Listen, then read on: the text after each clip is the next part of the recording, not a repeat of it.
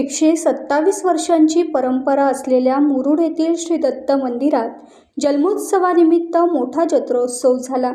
या जत्रोत्सवानिमित्त लाखो भाविकांनी श्री दत्ताचे दर्शन घेतले।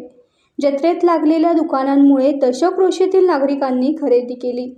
श्री दत्त मंदिरावर करण्यात आलेल्या आकर्षक रोषणाईने भाविकांचे मन तृप्त झाले।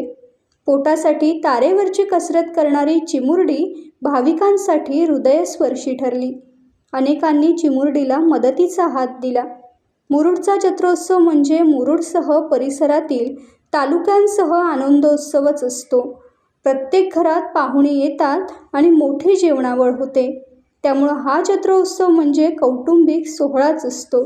टाइम्स डिजिटलला लाईक करा, शेअर करा, सबस्क्राईब करा आणि बेल आयकॉन दाबायला विसरू नका। Times digital.